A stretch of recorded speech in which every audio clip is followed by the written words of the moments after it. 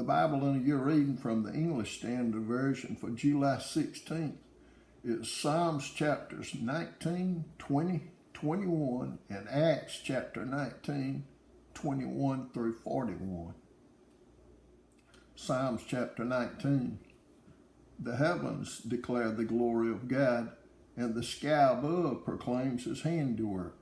Day to day pours out speech, and night to night reveals knowledge. There is no speech, nor are there words whose voice is not heard. Their voice goes out through all the earth, and their words to the end of the world. In them he has set a tent for the sun, which comes out like a bridegroom leaving his chamber, and like a strong man runs its course with joy. Its rising is from the end of the heavens, and its circuit to the end of them, and there is nothing hidden from its heat. The law of the Lord is perfect, reviving the soul. The testimony of the Lord is sure, making wise the simple. The precepts of the Lord are right, rejoicing the heart. The commandment of the Lord is pure, enlightening the eyes. The fear of the Lord is clean, enduring forever. The rules of the Lord are true and righteous altogether. More to be desired are they than gold, even much fine gold, sweeter also than honey, and drippings of the honeycomb.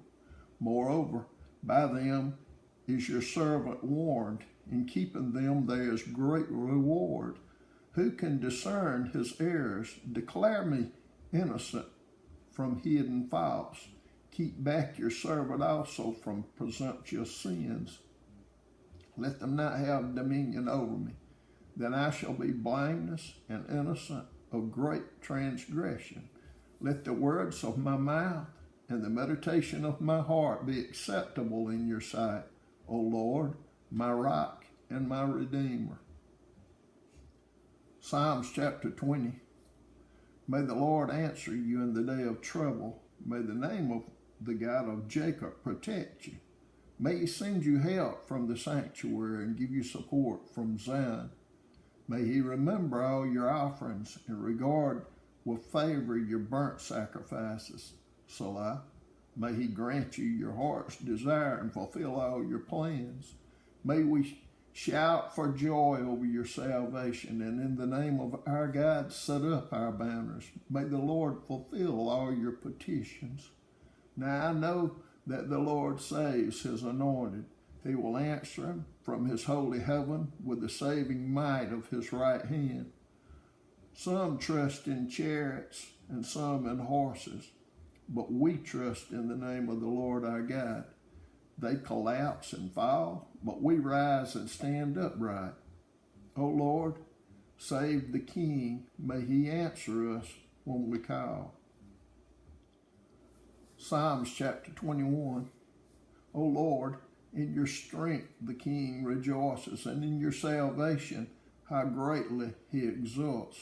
You have given him his heart's desire, and have not withheld the request of his lips. Selah. For you meet him with rich blessings. You set a crown of fine gold upon his head. He asked life of you.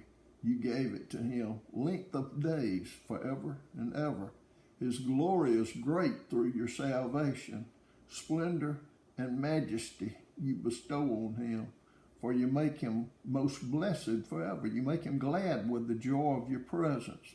For the King trusts in the Lord, and through the steadfast love of the Most High, he shall not be moved. Your hand will find out all your enemies. Your right hand will find out those who hate you. You will make them as a blazing oven when you appear. The Lord will swallow them up in his wrath, and fire will consume them. You will destroy their descendants from the earth, and their offspring from among the children of man. Though they plan evil against you, though they devise mischief, they will not succeed. For you will put them to flight. You will aim at their faces with your bows. Be exalted, O Lord, in your strength. We will sing and praise your power. Acts chapter 19, verses 21 through 41. Now after these events, Paul resolved in the Spirit to pass through Macedonia and Achaia and go to Jerusalem, saying, After I have been there, I must also see Rome.